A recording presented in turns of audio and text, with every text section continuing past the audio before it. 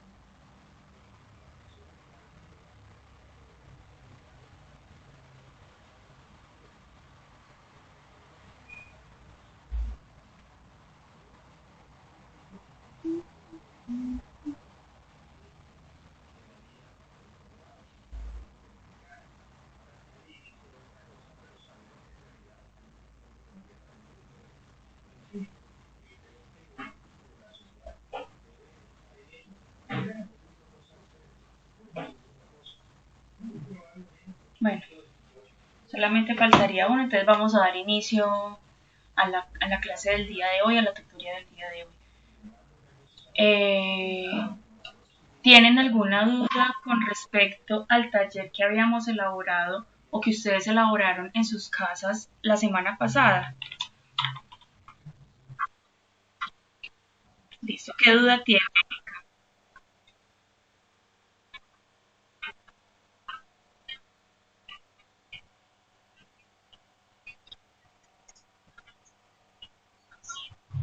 Listo.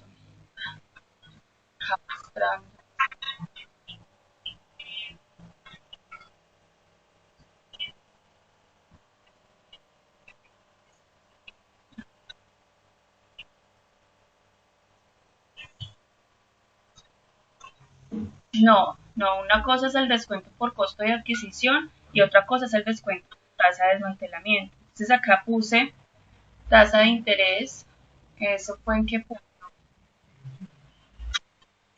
en el 3,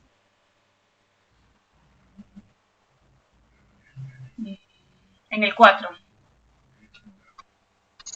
acá aparece. Entonces, la empresa limitada SAS compra una máquina por valor de 20 millones el 10 de febrero del 2016.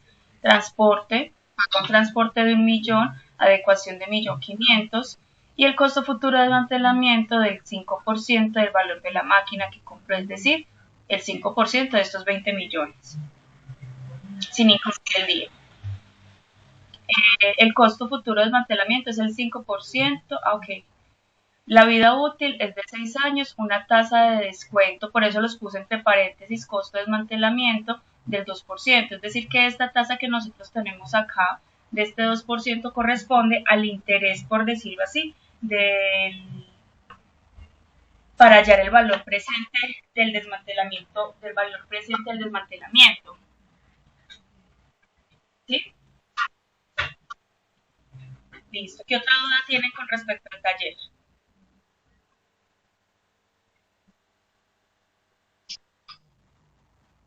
¿Vamos bien? Listo. Entonces, señor.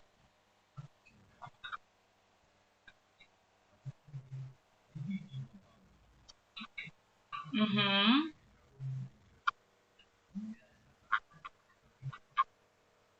Sí.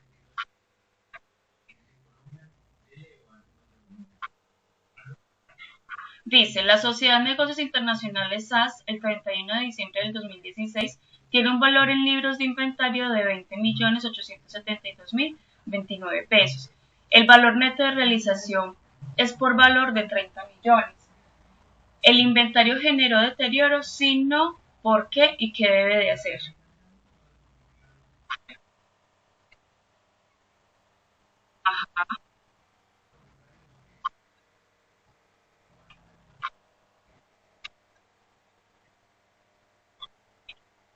Entonces, recordemos que si mi valor en libros es mayor que neto, mi valor neto realizable es igual a deterioro. En este caso, ¿cuánto fue mi valor en libros? 20.872.029 pesos. En este caso es menor que mi valor neto realizable, que es de 30 millones. Entonces, automáticamente ya sé que esto no genera deterioro, ¿sí? Entonces, si hubiese generado deterioro, no genera deterioro, entonces la respuesta acá sería no genera deterioro. ¿Listo? No genera deterioro, tiene muy bien elaborados sus inventarios de acuerdo a la normatividad correspondiente, ¿sí? Eso es lo que tendríamos que haber puesto ahí. O bueno, ya el concepto que ustedes ya hayan puesto, de acuerdo a las necesidades de la empresa o de las correspondientes, ¿sí? Si genera deterioro, si genera, espera, yo cambio la pantalla completa para que se vea todo bien. Listo. Si este ejercicio me genera deterioro, primero determina punto por punto o mercancía, más bien producto por producto, cuál producto, cuál me está generando deterioro. Entonces voy a ir a un ejercicio que yo tengo acá viejito para determinar, para que veamos esa diferencia, qué pasa cuando me genera deterioro. Creo que es este.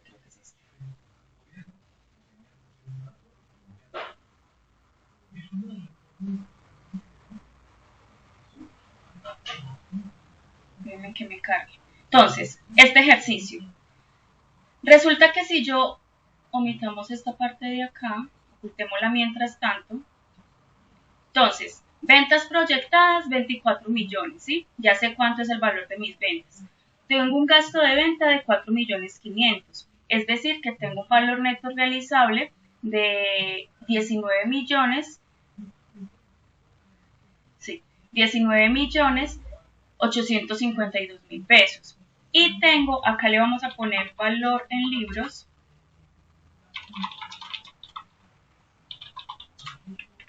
de 20 millones, es decir, que yo tengo un deterioro total de 1.145.000 pesos.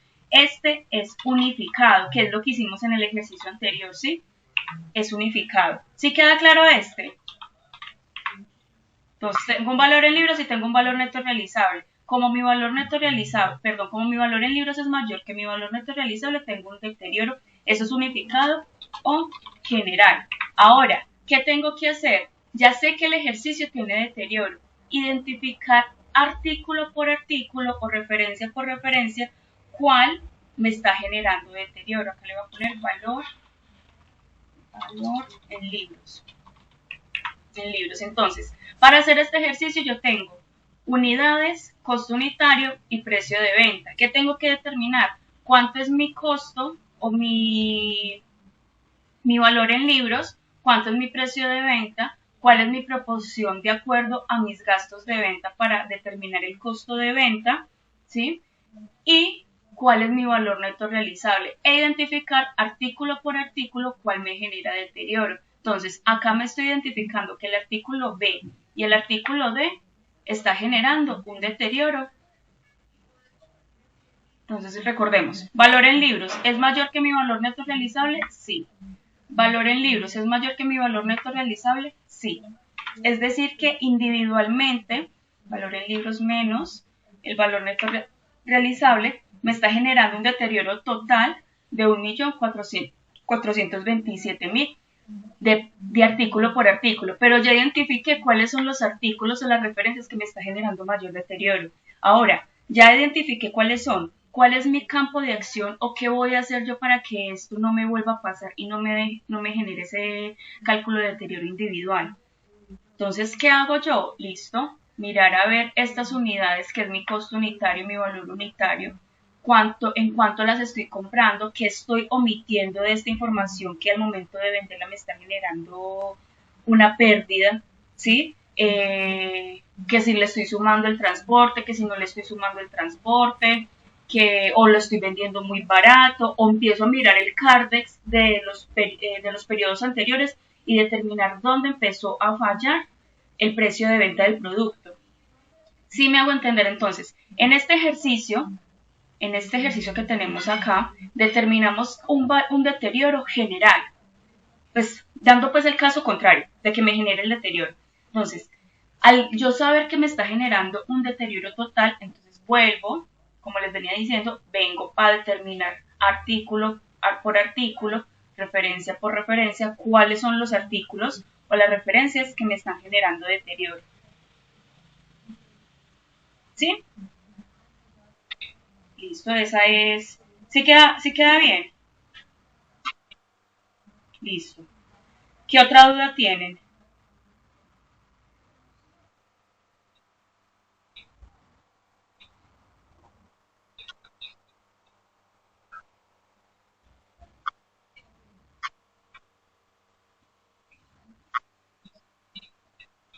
Sí.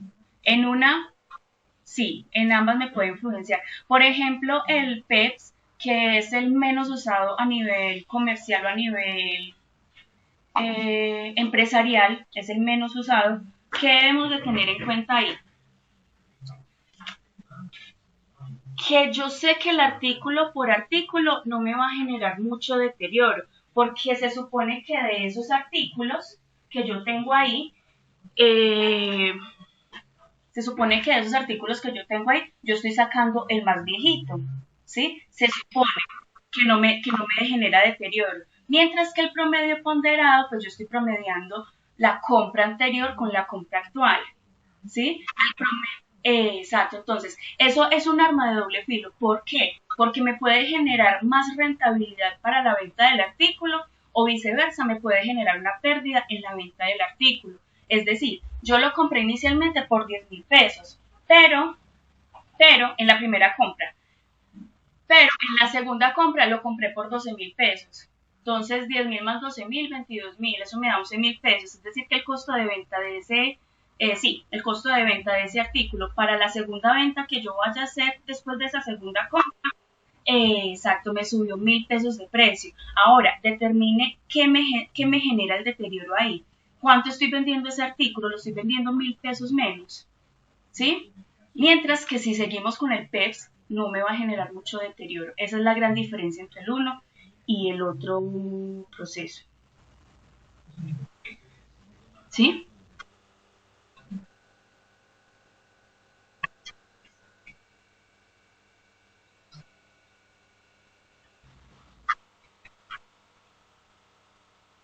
Sí.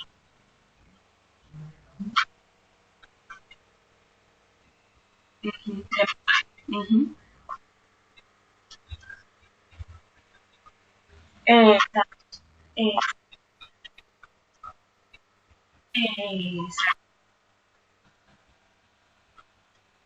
eh, entonces sí, es más práctico y más fácil, ¿sí? Pero es un arma de doble filo. Yo para tomar esa decisión tengo que estar completamente segura el tipo de artículo que estoy vendiendo o que tengo pensado vender.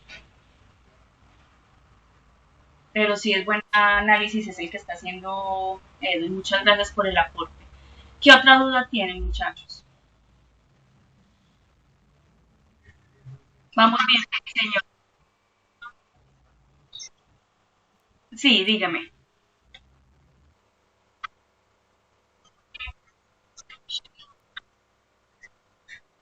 Ajá,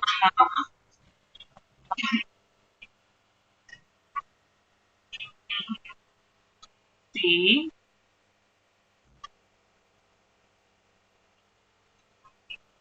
Exacto, tengan en cuenta todo eso, ¿sí? Pues yo como voy a vender el 11 y después comprar el 10, primero, como dice Erika, tengo que poner el 10 y después poner el 11. Por eso, chicos, es muy importante y lo hago con esa intención de leer todo el ejercicio primero. ¿Por qué? Porque nosotros nos sentamos y empezamos a hacer todos emocionados los ejercicios, empecemos a hacer este y me doy cuenta que, por ejemplo, acá al final, un ejemplo, puse, se compró el 10 de diciembre 40.000 unidades de camisetas de color blanco. ¿Sí? Ay, juema, eso me cambia horrible el inventario. Si lo hubiésemos hecho así, ahí nos tuvo que haber cambiado el inventario.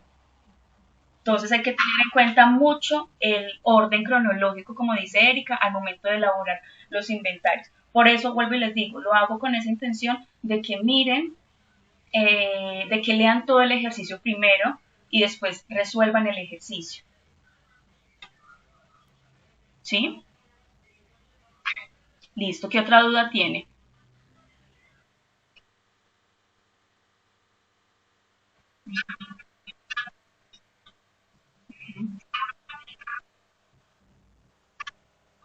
Entonces, exacto, exacto, muchas gracias. Siempre recuerden la medición inicial, ¿sí? No porque estoy haciendo algo diferente, voy a olvidarme de lo que me dice la medición inicial. Me dice que es la compra, a esa compra le resto el descuento, ¿sí? Recuerden siempre eso. Primero tengo que determinar la medición inicial y luego determinar unas mediciones posteriores. En el CARTEX estamos hablando ya de mediciones, tanto de medición inicial como de medición posterior. ¿Sí? Siempre acuérdense de eso en el CARDES y esto es para que lo tengan muy en cuenta. No todas las empresas manejan el CARDES manual en Excel, sino que las van a manejar de acuerdo al sistema. Pero para yo determinar las mediciones posteriores de este CARDES o determinar el costo, el valor de venta, perdón, el precio de venta del artículo, yo tengo que determinar primero mi medición inicial, ¿sí? Entonces, recordemos que el descuento se me divide en dos, el financiero y el comercial. El financiero está sujeto a una condición, que si yo lo pago, que si yo lo compro hoy, pero lo pago en 15 días, le doy un descuento del 5%. Normalmente ese descuento no me lo aplico. ¿Por qué? Porque puede que que me lo otorguen, es decir, a los 15 días yo pague la mercancía y me otorguen el descuento, ¿sí? O puede que yo no lo pague a los 15 días, sino que lo pague a los 16 días y ya pierda ese descuento que me están dando ahí. Eso me afecta mi medición inicial y también me va a afectar el deterioro del inventario. ¿Sí? Porque lo estoy vendiendo a menor valor de ese descuento financiero, pues teniendo en cuenta ese descuento financiero. ¿Sí? Entonces, siempre que hablen con descuentos en los ejercicios, por ejemplo, acá, 25 de diciembre compraron 3.000 camisetas de color blanco a 10.000 con un descuento del 5%. Estamos hablando de medición inicial, siempre. ¿Qué otra dudita tienen, muchachos?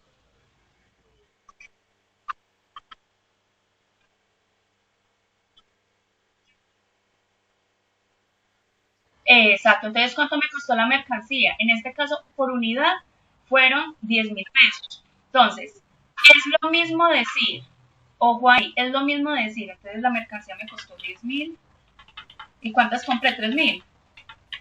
3.000 unidades. Es decir, que el total de la mercancía fue de 30 millones. Tuve un descuento del 5%. Este por el 5%. Es decir, que mi subtotal es la diferencia entre estos dos, 28 millones 500. Si yo cojo estos 28 millones 500 y lo divido entre 3.000 unidades, me va a dar cada unidad 9.500, que es lo mismo que decir, cada artículo me costó 10.000, tuvo un descuento del 5%, 500, este menos este, me da los mismos 9.500. Es lo mismo decir, o sea, tiene que dar lo mismo si lo hago de manera individual o si lo hago de manera general, ¿sí? La individual, pues, me ahorro tiempo, por decirlo así, me ahorro tiempo de coger y dividir este resultado total de 28.500.000 entre las 3.000 unidades de camisa, ¿sí? Al hacerlo así de manera individual. Y es lo mismo, sí o sí me deben de dar lo mismo, chicos. Si lo hicieron totalizado, está bien, pero deben de sacar el valor unitario.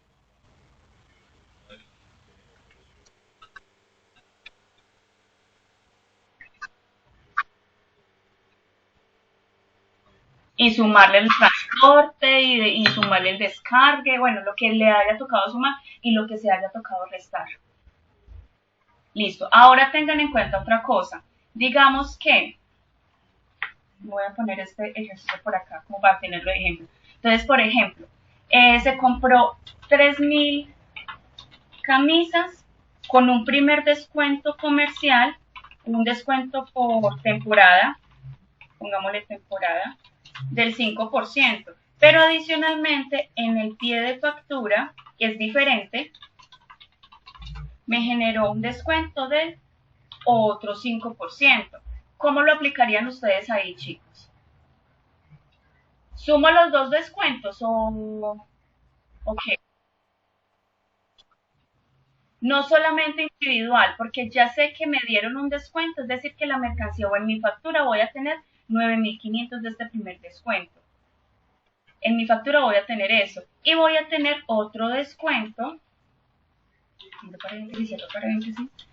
Descuento. Descuento 2. Pero este descuento 2 es del 5% también. Pero mi base de este descuento son estos 28 millones. ¿Sí? Yo no puedo coger y sumar. Ya le vamos a hacer el ejemplo con las dos opciones. Este por este. Y estos 28 menos este de acá, es decir, que la mercancía me costó 27.075.000 pesos. No es lo mismo decir, yo coger los 30 millones y restarle ese 10%. Entonces tengan mucho cuidado en ese punto, ¿sí? Entonces acá le estoy sumando el 5% de este primer descuento por temporada y el 5% de este segundo descuento por factura de venta. Mire cuánto me va a dar el ejercicio. Pues siempre son 75.000 pesos de diferencia, pero pues siempre es diferencia para tener en cuenta. ¿Listo?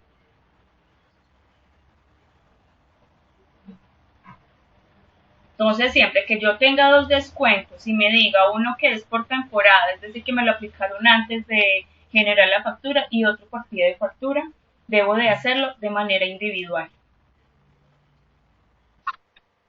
Ajá, sobreusando. Exacto.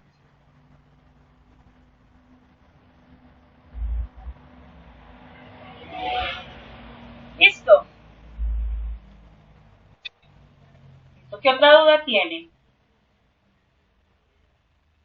¿O listo? Perfecto. Entonces, el día de hoy vamos a hablar mucho. Entonces, este le vamos a poner acá dudas. Dudas. Y acá vamos a empezar con propiedad de inversión, ¿sí? Voy a ponerle más bien propiedad de inversión. Entonces, sabemos que la propiedad de inversión, voy a aumentarlos acá un poquitico, ahí. ¿Sí logran ver ahí? Propiedad de inversión, sección 16 de las NIF para pymes. ¿Sí? Listo. Vámonos acá. ¿Qué es una propiedad de inversión? Entonces acá me dice, recordemos que la sección se me divide por el alcance de la sección, definición y reconocimiento inicial de la propiedad de inversión, medición inicial y medición posterior. ¿Sí? Entonces, y reconocimientos o revelaciones a los estados financieros. Dice El alcance de esta sección se aplicará en la contabilidad a las inversiones en terrenos y edificaciones. Es muy importante que resalten este pedacito acá en la sección de NIF para pymes, parte A. Recordemos que eso está en plataforma y ustedes pues lo tienen ahí establecido. Lo tienen en plataforma en las primeras partecitas de las semanas. Entonces, esta es la definición de propiedad de inversión y de acuerdo al párrafo 2 de la sección 16 de NIF para pymes. Entonces, arrendamiento. Entonces, ¿cuál es la condición también? Que estas propiedades son usadas de manera de arrendamiento o que me generen plusvalía. ¿Qué es plusvalía? ¿Quién me recuerda qué es plusvalía?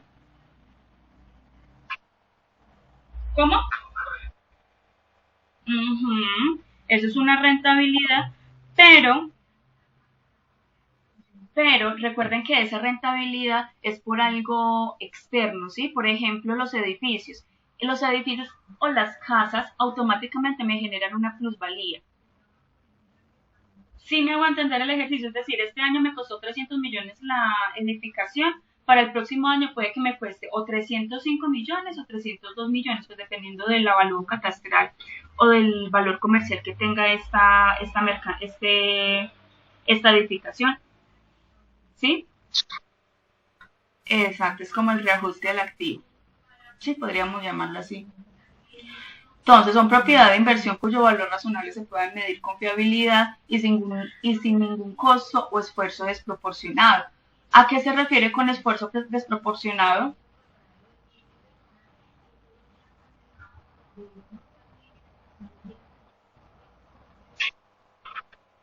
Exacto, que sea fácil de medirlo. Entonces, por ejemplo, yo compré un yate, yo no lo compré, me regalaron un yate.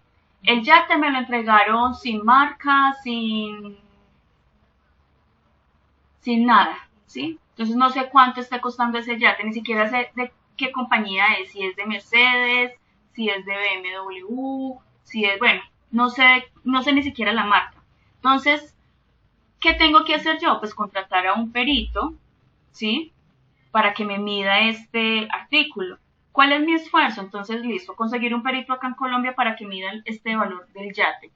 ¿Cuánto me cuesta conseguirlo? ¿Cuánto, tanto en valor como en tiempo? ¿Cuánto se me demora? Entonces, mire todo el esfuerzo que yo tengo que hacer para que el activo esté disponible para su uso o su rentabilidad, ¿sí?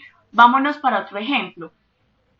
Compré un cuadro de Picasso. Lo compré hace 10 años y hace 10 años me costó 50 millones. Quiero valorizarlo hoy a cuánto me está costando para poder venderlo o simplemente para determinar un nuevo valor en libros o simplemente para saber cuánto está costando hoy. Resulta que en Colombia es un ejemplo a modo hipotético. En Colombia no encontré una persona que me midiera este cuadro. ¿Qué tengo que hacer yo? Contratar a un extranjero para que me diga cuánto está costando este cuadro. Digamos que el extranjero viene de Italia. ¿Cuánto me cuesta traerlo desde Italia a Colombia, pagarle el hospedaje acá? Recordemos que pues, ellos no van a curar barato y tampoco vamos a meterlo en un hotel o en un hostal chichi, por decirlo así, ¿sí? Sino que tenemos que pagarlo en un buen hotel, acá en la ciudad. ¿Cuánto me cuesta traerlo? ¿Sí? Para que me diga que de pronto el cuadro vale mucho o que de pronto yo compré el cuadro, pero cuando lo compré era chiviado. Entonces ese es el mayor esfuerzo desproporcionado. A eso me refiero con esfuerzo. Entonces, ¡ay, tanto que me toca hacer para poder realizar! Yo siempre lo he dicho, entre más nos faciliten, entre comillas, o sí, más nos faciliten el trabajo, para mí es mucho mejor. Facilitar en el sentido de que, o sea, obviamente yo tengo que revisar, pero que con hacer una auditoría aleatoria de lo que yo estoy revisando y que me da igual a lo que yo tengo físico en el sistema, para mí eso está muy bien, ¿sí? Si yo de pronto en esa revisión aleatoria veo que tengo algún error, listo. Ahí sí entro a revisar artículo por artículo, como les vengo diciendo. Entonces, eso se refiere con mayor esfuerzo desproporcionado y un contexto de negocio en marcha. Ojo, que ahí estamos hablando de las principales hipótesis, que la principal hipótesis es, o la fundamental es de la hipótesis de negocio en marcha. Si yo veo que el negocio en marcha funciona y si lo voy a aplicar, pues sigamos. Si no, pues hombre, miremos y replanteemos las actividades que tengamos en la empresa. Se contabiliza de acuerdo a la sección por su valor razonable por los cambios en resultado de acuerdo a la sección 17 de NIF para pymes. Entonces, la sección de propiedad de inversión es lo mismo que la sección 17 de NIF de propiedad, planta y equipo, pero tiene sus pequeñas diferencias que ya más adelante les voy a comentar estas pequeñas diferencias que se puedan presentar dentro de la propiedad de inversión. Entonces, definiciones. Ustedes este material lo tienen en plataforma. Yo no les pongo la sección solita porque la sección solita que yo encontré era del 2019. Y en este caso, la sección que estamos utilizando, miren que es la del 2015. ¿Sí? Que empezó a regir o tiene vigencia a partir del 1 de enero del 2017. Y ya otra vez para este año tienden a cambiar otra vez las normas internacionales de NIF para pymes. Pero bueno, para eso estamos, para seguir estudiando, ¿cierto? Bueno, entonces dice, las propiedades de inversión son propiedad, terreno o edificios o partes de ambos, ¿sí? Parte de terreno, parte de edificio, que se mantienen por el dueño o el arrendamiento bajo un arrendamiento financiero. Recordemos que ese arrendamiento financiero puede ser o financiero u operativo, dependiendo pues del tipo de rentabilidad.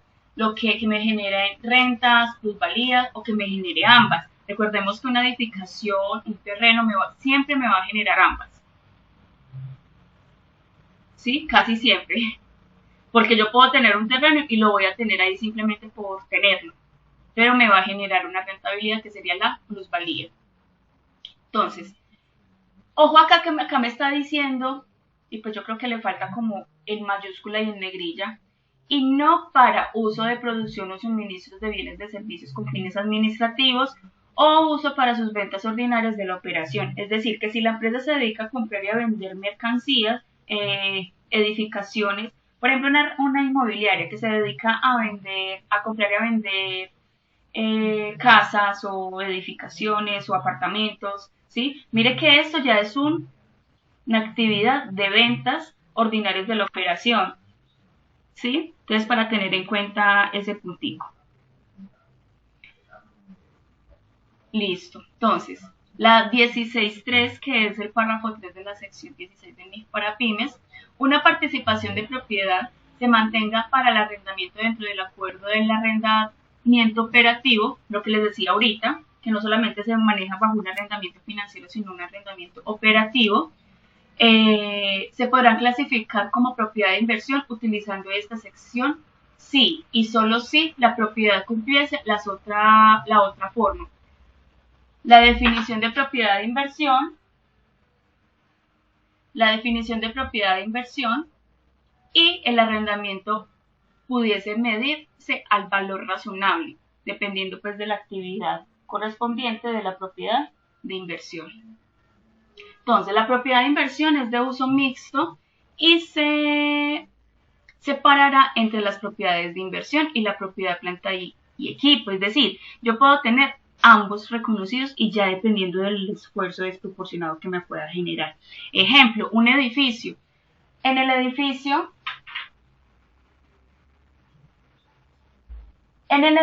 resulta que yo tengo, todo el edificio es mío, ¿sí?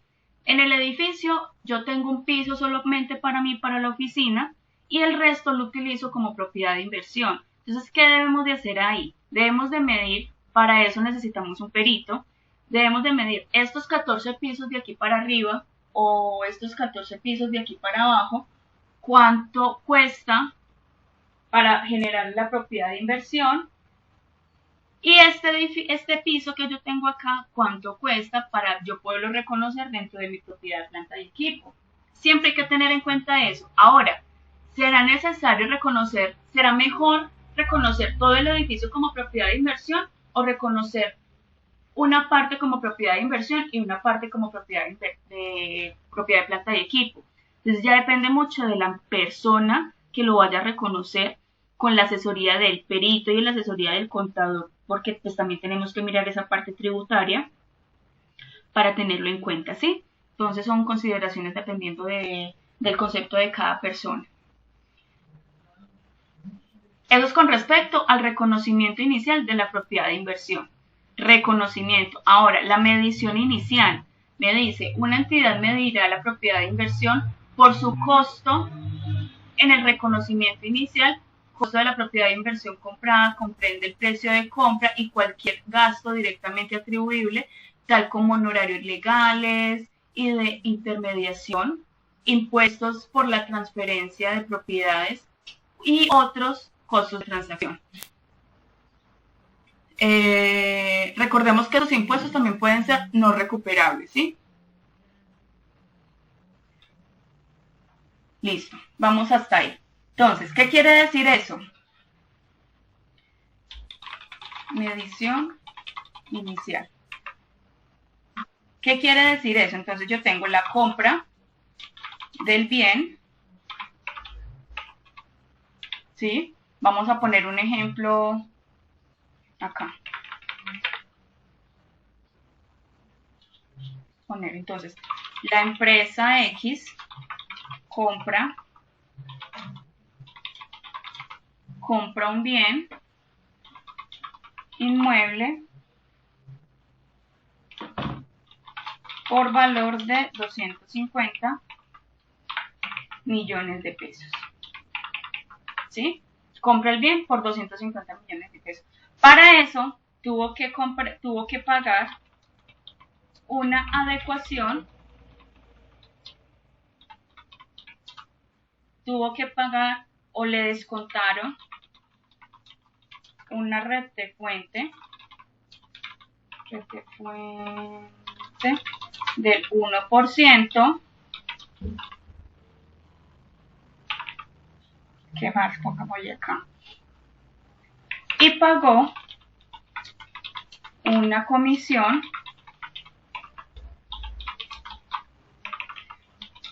a un vendedor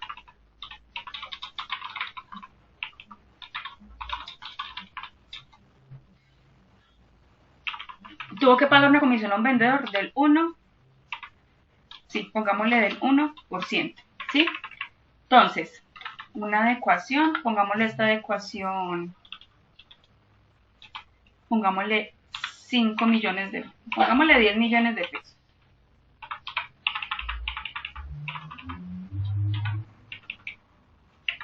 Entonces, compra del bien fueron 250 millones de pesos. ¿Sí? La adecuación, recordemos que es lo que yo necesito para que el activo esté disponible para su uso, en este caso para yo podérselo arrendar a otras personas. Entonces, en este caso, la adecuación ingresa como un costo inicial o una medición inicial, 10 millones. ¿Sí? Pero ojo acá, ¿será que bueno, acá me faltó uno que es más importante, que son los gastos notariales, que supongámosle que fueron 2 millones de pesos. Recordemos que la retefuente es un anticipo de impuesto, ¿sí? Y al ser anticipo de impuesto es recuperable.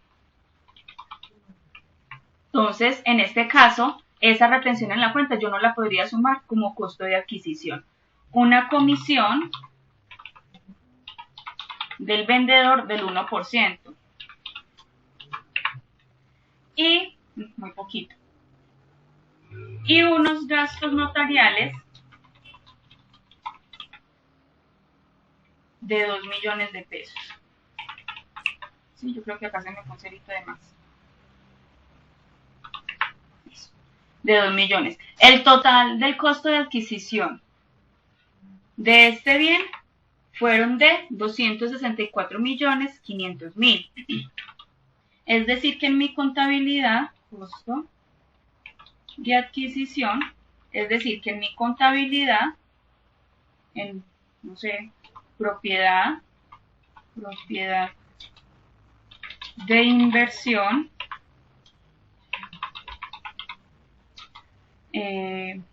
local 15, me costó 264.500.000.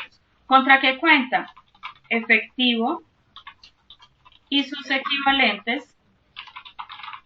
O si de pronto la quedé debiendo, ¿cuál sería? La cuenta por pagar. ¿Sí? Pues ya depende mucho de cómo estemos pagando este bien que tenemos acá. Esa es la medición inicial. Hasta acá vamos bien, ¿cierto? No tenemos pierde. Listo.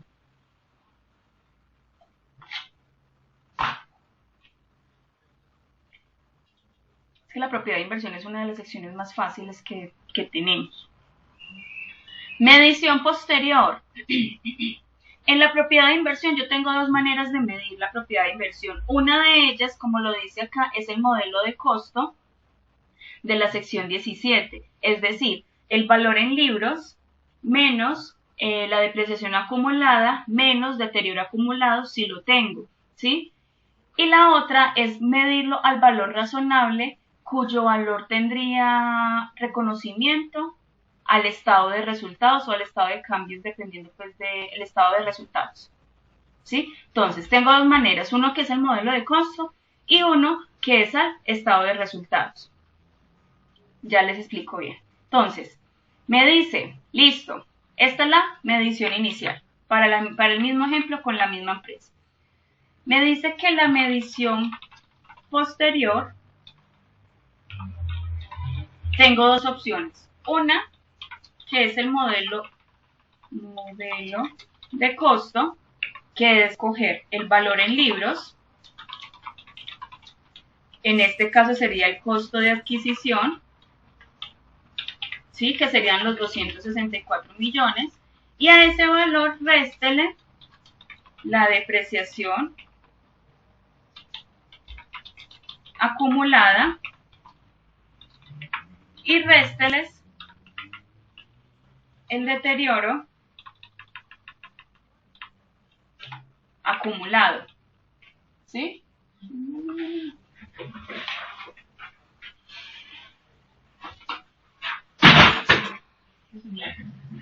Y el deterioro acumulado. Entonces, para determinar esta depreciación acumulada, vamos a decir acá que la vida útil de este bien, vida útil,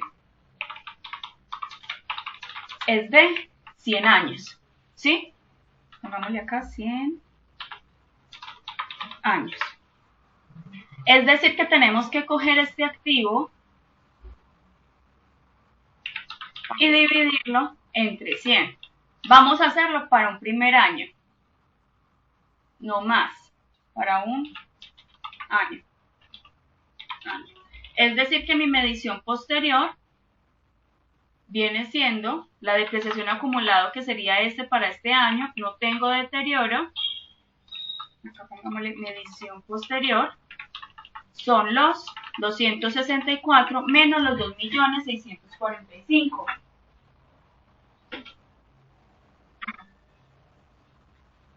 ¿Sí? Es decir que en este caso la medición posterior serían 261.855.000 para la opción 1. Y para la opción 2 me dice que es al valor razonable con efecto resultados. Resulta que al año ese edificio ya no me estaba costando 264 millones, sino que me estaba costando, ¿cuánto compramos el activo? 250. Entonces, no me estaba costando 264 millones, sino que me estaba costando 280 millones. Pongámosle menos 270 millones. 270 millones. Ojo acá, que acá me está hablando que eso es con efecto resultado. ¿Sí? Entonces, me quede todo rojito. Entonces, medición inicial. ¿Cuánto fue mi medición inicial? Fueron 264. Valor razonable. ¿Cuánto fue mi valor razonable? 270 millones. Entre estos dos, ¿cuánto es mi diferencia?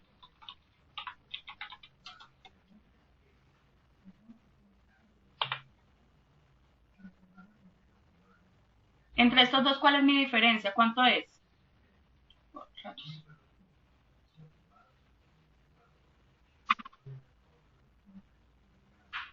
5 millones, ¿qué? 5 millones 500, es decir que esta diferencia la voy a reconocer. Esta diferencia la voy a reconocer en mis estados o en mi estado de resultados. Ahora, ¿cómo lo debo de contabilizar? Ya sabemos que solamente contabilizo el gasto por depreciación de propiedad de inversión al débito, los 2.645.000 contra la depreciación de propiedad de inversión al crédito, los 2.645.000, ¿sí? Esa es la contabilización para este ejercicio. La contabilización para este ejercicio va a ser mi propiedad de inversión al débito, los 5.500.000 contra mi ingreso por propiedad de inversión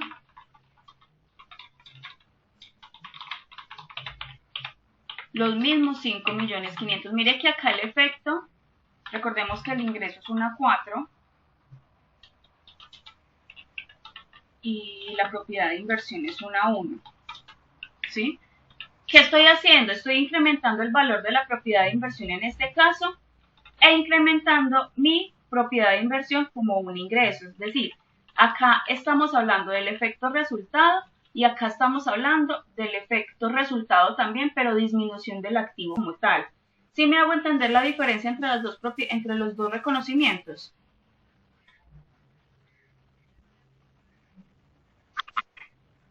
Listo. ¿Qué otras dudas tienen? ¿Cómo van hasta ahí?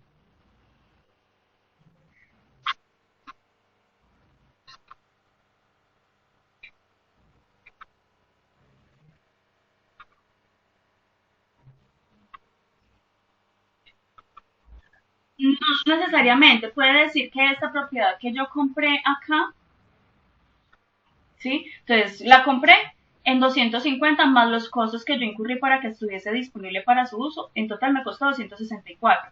La opción B, no que no esté costando 270, sino que esté costando 260. ¿Sí? Que me incrementó un valor de 60 millones. Entonces, acá más bien, esta es, vamos, la voy a pegar acá para poderle subir esta información. Entonces, esta fue con estado de resultados como rentabilidad. Y acá la vamos a poner con 260 millones en pérdida. Exacto. Entonces, acá, ¿cuánto fue mi medición inicial? Los 264.500.000, ¿sí? Pero mi valor razonable ya no son 270, sino 260. 260. Es decir, que estoy teniendo una pérdida de 4.500.000, ¿sí? Igual, se reconoce mi estado de resultados, pero a diferencia... Exacto, entonces acá ya no sería un ingreso, sino que sería una pérdida por propiedad de inversión.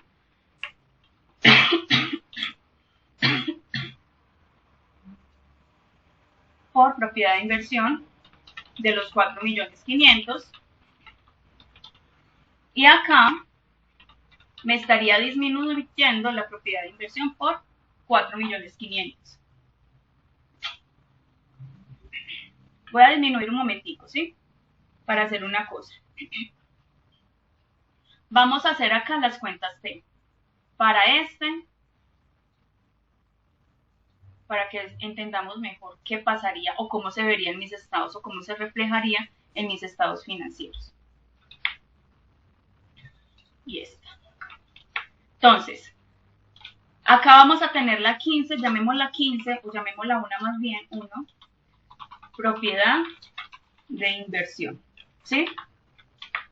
Propiedad de inversión. Medición inicial, los 264 millones que yo tengo acá.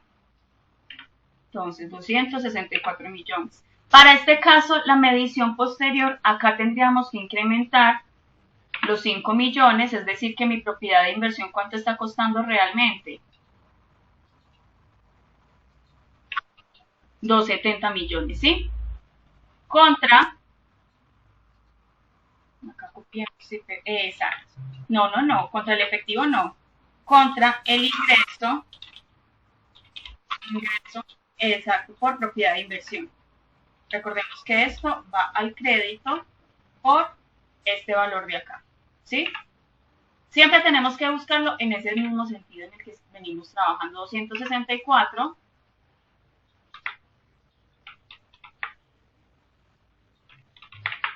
acá no sería ingreso, sino que sería un gasto. Un gasto por propiedad de inversión. Recuerden que la naturaleza del gasto es el débito, los 4.500.000 que tengo de diferencia. Es decir, que acá mi propiedad de inversión me va a disminuir en 4.500.000. Es decir, que el total a diciembre 31 o a la fecha que estoy haciendo la revalorización de esta propiedad de inversión, ¿cuánto es? Recordemos que es la diferencia entre este menos este, 260 millones. Eso es lo que quiero que tengamos en claro al momento de reconocer la propiedad de inversión. ¿Sí? ¿Tengo esas dos opciones? Sí. Pero pues ya también tengo una condición. Ya les explico cuál es la condición. ¿Vamos bien? ¿Tienen alguna duda hasta acá?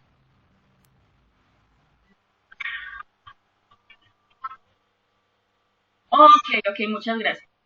Voy un poquitico más despacio. ¿Hasta acá vamos bien? ¿Tienen alguna duda? ¿Quieren copiar ese pedacito que les acabo de explicar? Recordemos que siempre me va a generar. Entonces, esta que yo tengo acá, que es con efecto resultado, exacto. O ya lo busco como una pérdida o ya lo busco como una rentabilidad. Supongo yo que el primer año siempre me va a dar pérdida, porque cuando yo vaya a hacer el avalúo catastral o cuando me llegue el predial, pues sí, ya depende de la situación. Cuando yo haga los modelos que yo pueda reconocer la propiedad de inversión, recordemos que yo lo puedo medir por 3 motivos, por 3 momentos. Entonces ya depende. En este caso, ¿de qué depende? O bueno, no, otra vez retomando la idea. Entonces, sabemos que la propiedad de inversión que yo adquirí, si yo la voy a reconocer por su valor comercial, siempre va a ser con base a esos 250 millones que yo los compré inicialmente. Nunca me va a tener en cuenta estos costos que yo incurrí para que el activo estuviese disponible a su uso o a su producción, ¿sí? Entonces, el avalúo siempre va a ser, si lo miro por el valor comercial, por el avalúo catastral, siempre va a ser sobre esos 250 millones. Si yo lo voy a medir acá, el primer año me va a dar pérdida, porque pues no me va a incrementar 15 millones de pesos el primer año que tengo acá. ¿Sí? Para ese primer año. Ahora, el otro método para medirlo, pues yo puedo contratar un perito y el perito me puede decir que puede estar costando 270 millones o 265 millones. Así la utilidad o la rentabilidad sea de 500.000 pesos. ¿Sí? O la otra es de acuerdo a lo que me dice el estatuto tributario, no recuerdo el artículo, creo que es el 72 del estatuto, la verdad no lo recuerdo, que me da una tabla, de acuerdo a cada año sacan un decreto de eso, que me da una tabla de dónde puedo estar ubicando la propiedad que yo compré, dependiendo de la fecha en la que la adquirí, el año en el que adquirí esta tabla. Mire que tengo tres maneras de medirlo al valor razonable. Pero al medirlo el valor razonable, el efecto siempre, siempre va a ser resultado, ¿sí? En este caso, en este punto preciso, voy a aumentarlo un poquito, en este punto preciso. Mientras que esta medición posterior, que es modelo de costo, pues se basa más que todo ¿en qué?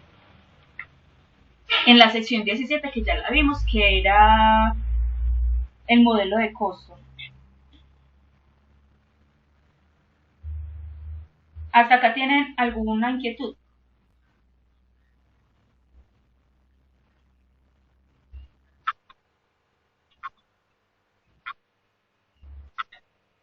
Ajá, con el modelo de costo.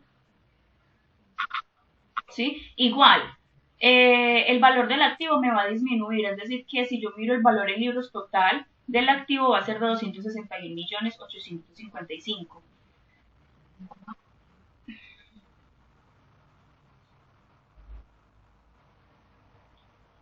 ¿Hasta acá tienen alguna duda?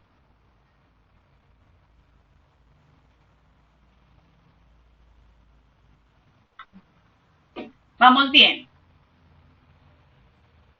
Perfecto. Ay, Erika, Tatiana, no se me vayan a quedar dormidos ahí. Levántense de esa cama. Levántense.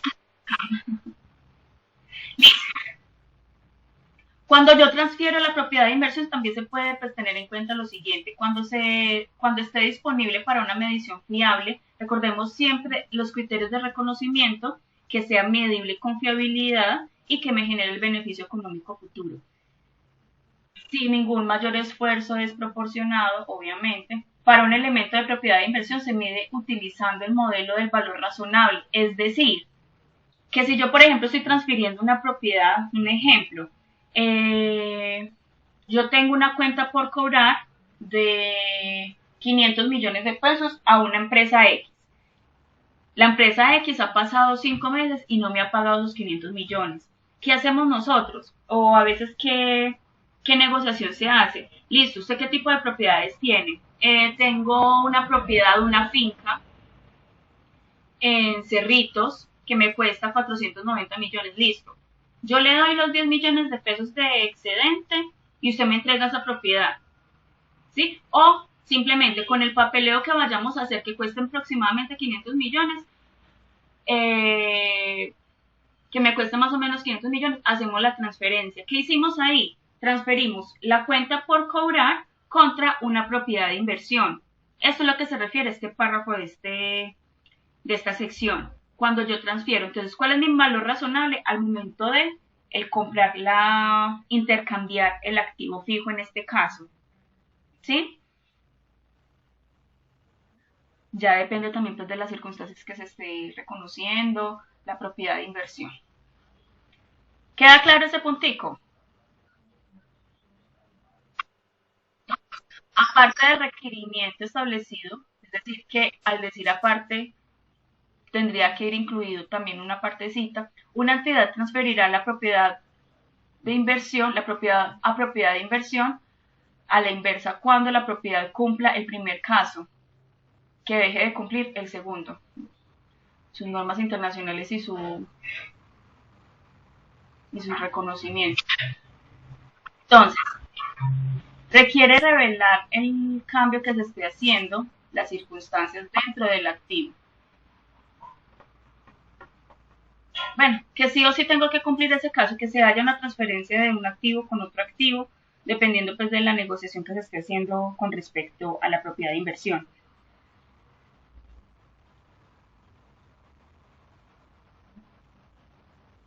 Entonces, acá la información a revelar me dice, una entidad revelará la siguiente información teniendo en cuenta la propiedad de inversión, se contabilizará siempre con el estado de cambios o con el resultado, ¿sí? Siempre, siempre la vamos a tener con el resultado como lo vimos en este ejercicio.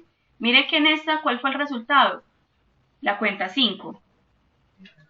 En este, ¿cuál fue el resultado?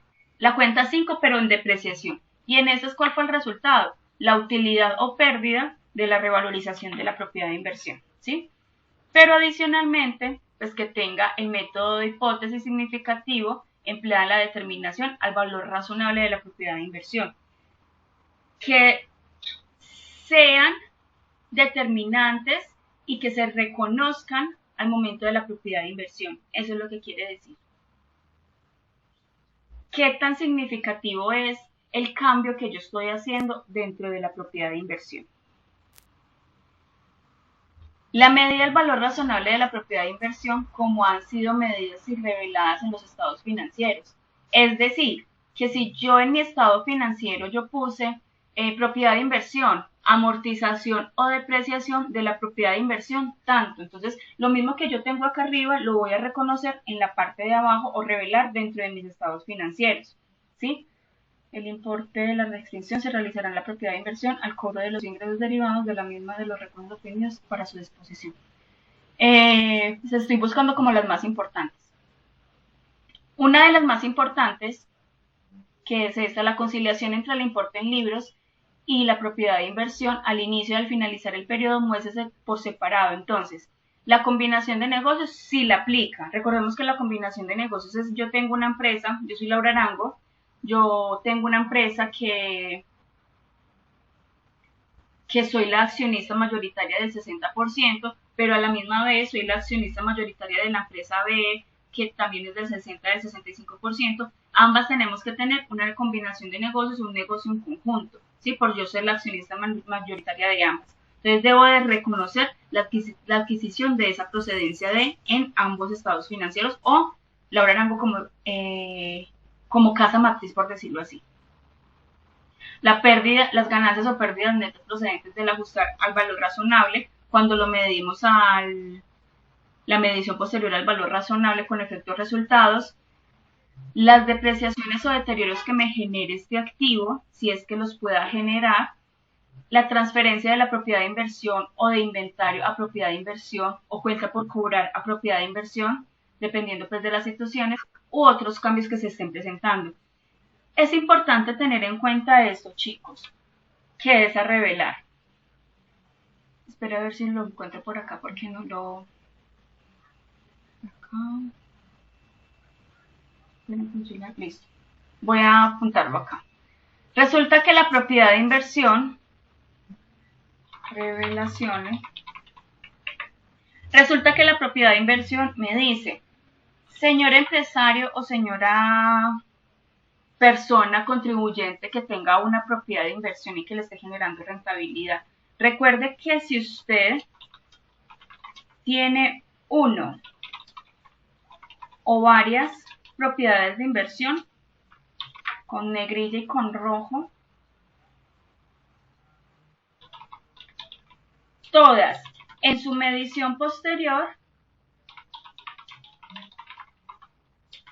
las debe de medir de manera igual. ¿Qué quiere decir esto? No me quedo. Todas con rojo y con negrilla. No me queda, pero bueno.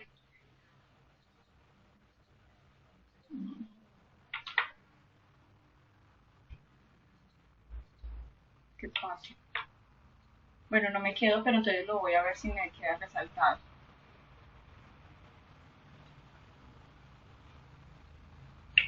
Bueno, es importante que todas estas sean medidas con una misma medición posterior. Es decir, que si yo, por ejemplo, compré un activo, una propiedad de inversión, solamente una, y la empresa tomó la decisión,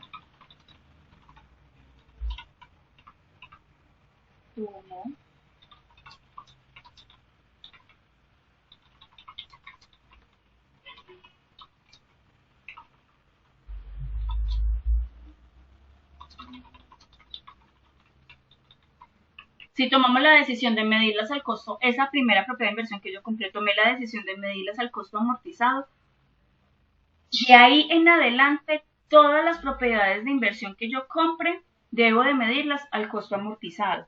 Ay, perdón, no es al costo amortizado. Ustedes me dejan seguir.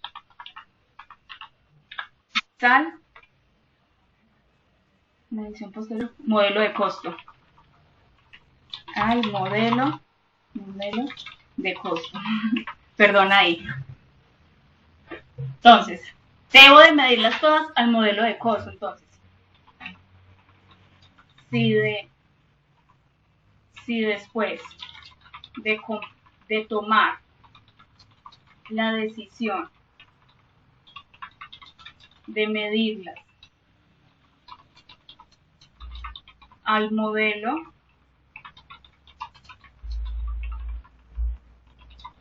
de costo, todas las debo de medir de manera igual, ¿sí?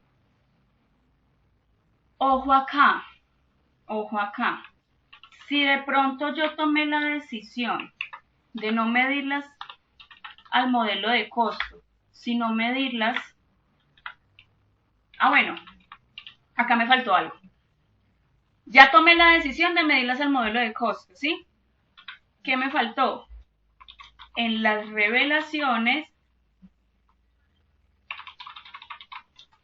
debo de poner cuál es su valor razonable, ¿sí? Entonces, ¿qué debo de hacer? Ya tomé la decisión de que lo voy a medir por modelo de costo, por este modelo, por este primer modelito que tenemos acá. Ya se tomó la decisión, sí o sí vamos a aplicar ese, ¿sí? Pero ese es el primer año. Cuando yo presente mis estados financieros, yo debo de decir, bueno, señores señores junta, o bueno, medición inicial de la propiedad de inversión, se reconoce tal y tal y tal cosa, nota 6, nota 5. La propiedad de inversión se compró en tal fecha, entonces acá pongamos el 1 de enero del 2017, ¿sí?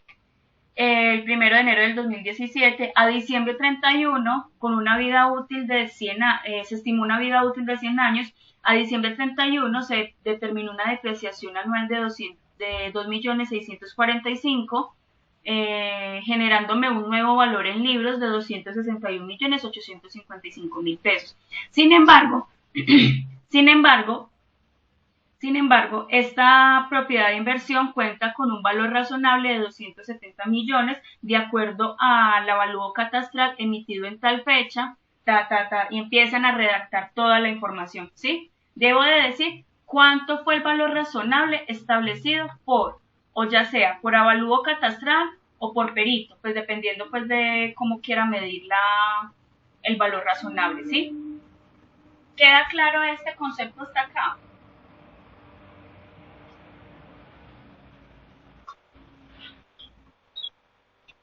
¿Tienen alguna duda? ¿Alguna inquietud?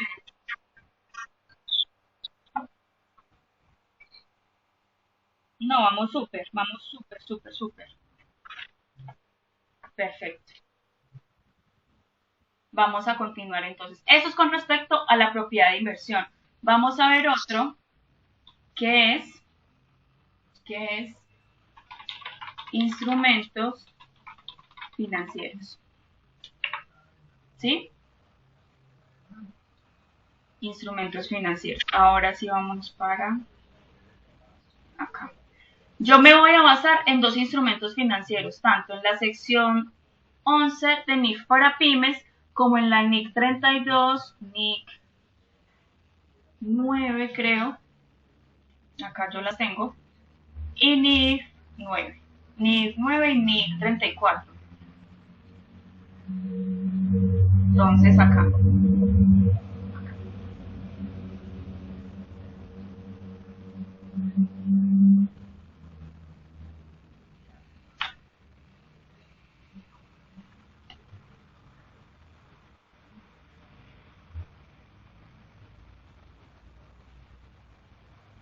Listo, instrumentos financieros. Sección 11, recuerden muy bien sección 11, de NIF para pymes, NIC 32, NIC 39 y NIF 9.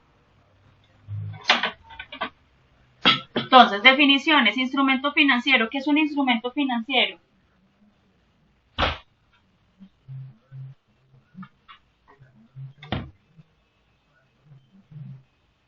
¿Qué piensan ustedes que es instrumento financiero?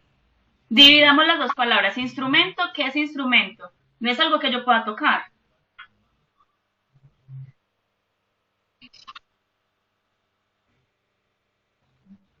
Entonces, instrumento. algo que yo pueda utilizar. Silvano, ¿qué iba a decir?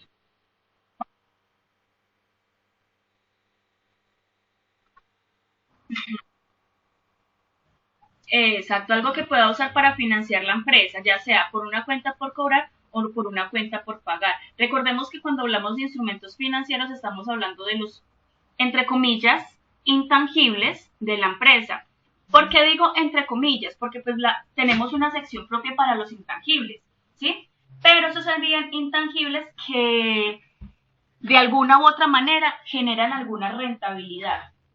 Para estos tenemos dos tipos de instrumentos financieros, unos que son activos financieros y otros que son pasivos financieros. Activos que sean controlados por la empresa, que generen el beneficio económico futuro y que sean medibles con fiabilidad. Pasivos, deuda presente, que se espera cancelar en un futuro y desprendan algunos beneficios económicos e instrumentos de patrimonio, que en esos instrumentos de patrimonio hablamos de las acciones o de los instrumentos medidos con efecto ORI u otros resultados integrales. Valor razonable, recordemos que el valor razonable tiene también su propia NIF, que se me va en este momento. Uno de los modelos para medir el valor razonable es el valor del mercado o el nicho del mercado donde se esté elaborando ese servicio o ese bien correspondiente, ¿sí? Listo. Entonces, bueno, estaba un poquitico mal. Entonces, tenemos los instrumentos financieros según las NIC. Entonces, las NIF plenas. Tenemos la NIC 32, que es el instrumentos financieros presentación, clasificación de los pasivos y del patrimonio. Tenemos la NIF 9, los invito a que las leamos bien esas NIF y esas NIC, que son instrumentos financieros, clasificación, medición de los activos financieros y pasivos financieros y cálculo de deterioro de contabilidad de cobertura. Y la NIF 7, que son instrumentos financieros, pero acá es la información que se debe de revelar.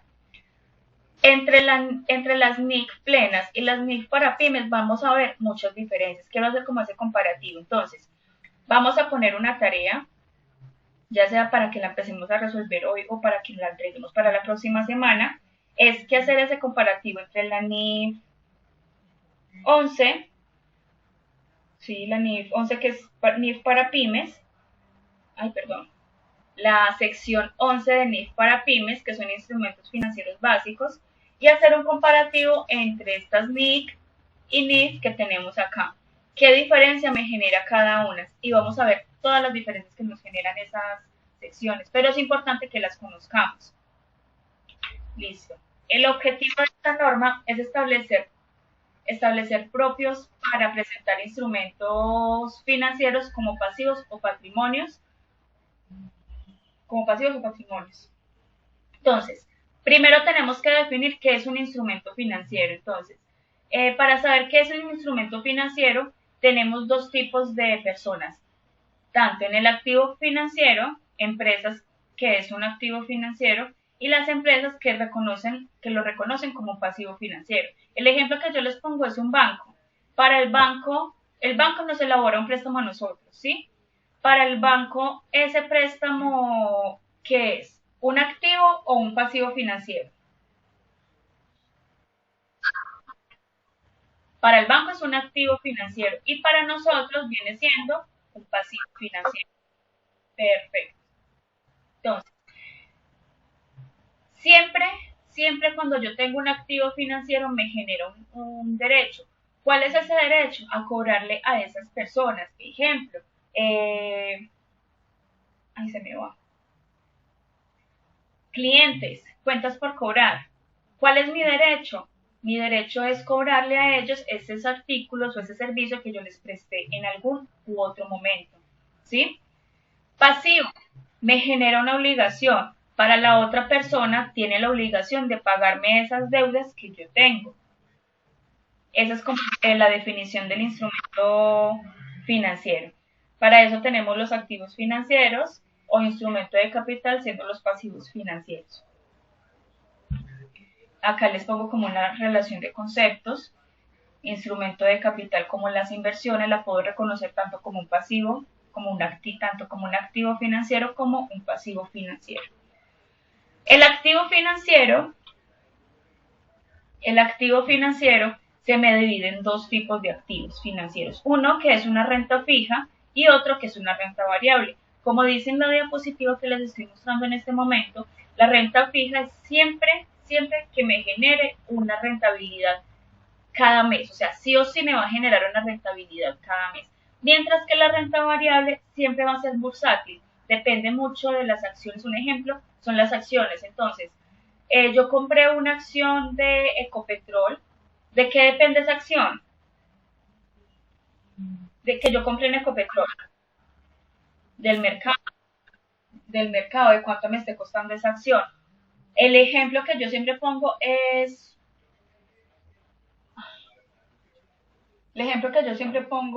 ahí se me va, el dólar, ¿sí? Yo compré la acción con un dólar de 4.000 pesos y al día siguiente esa acción ya no está costando 4.000 pesos, sino que está costando 3.900. Ahí ya estoy generando una pérdida en las acciones. ¿Sí me hago entender? Cuando hablamos de renta fija y cuando hablamos de renta variable. Listo. Perfecto. Reconocimiento de los instrumentos financieros. Se reconoce cuando la empresa es parte obligada de conformidad con los términos del acuerdo. Entonces, siempre determina esta parte de acá. ¿Cuándo me genera un derecho o cuándo me genera una obligación? ¿Sí?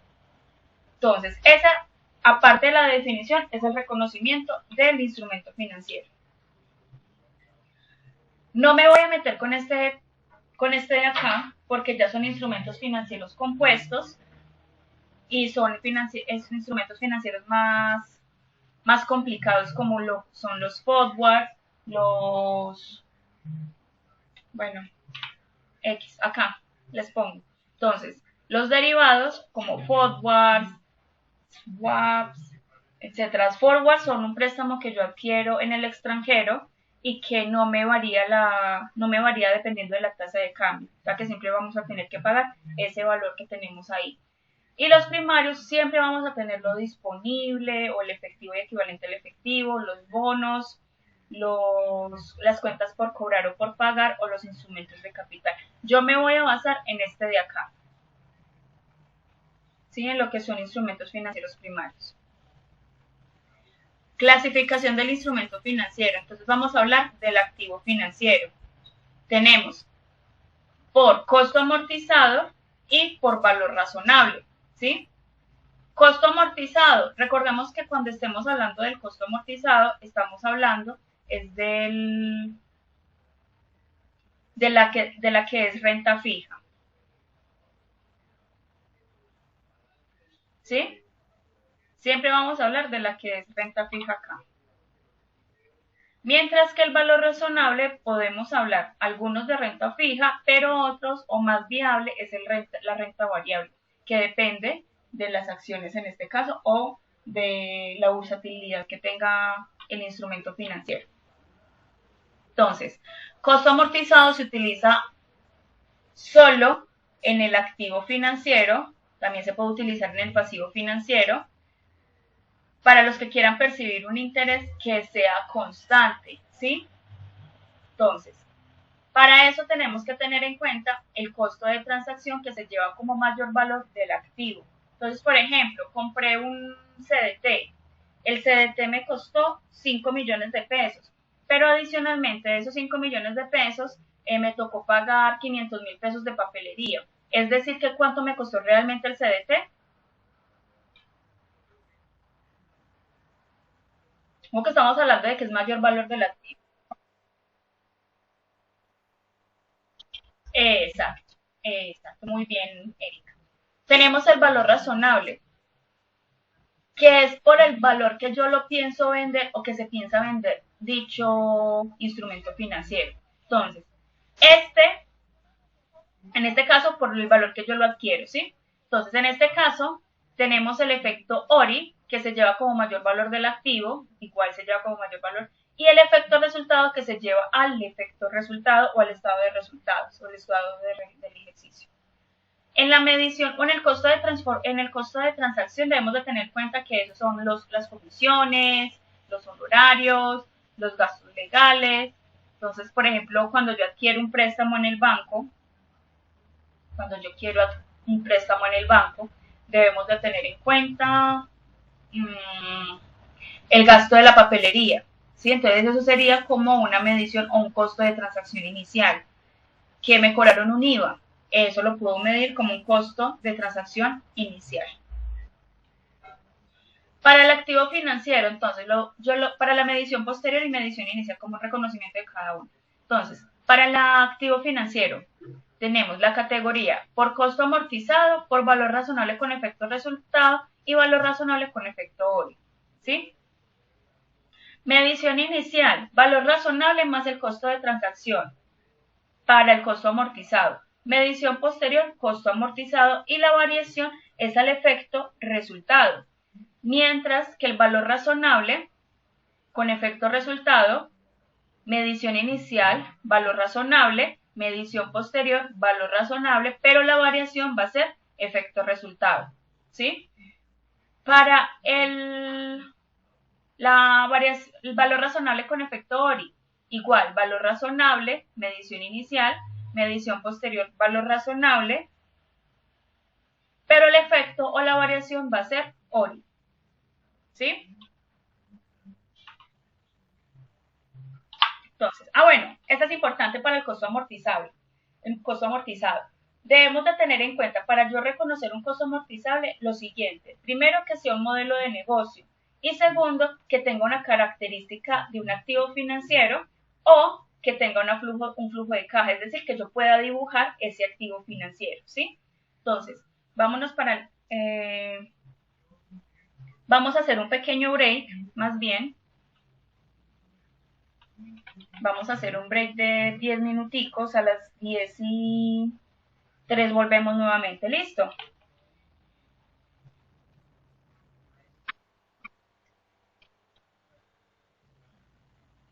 A las 19 para que vayan y tomen el cafecito o coman algo si no han comido nada, etcétera, listo.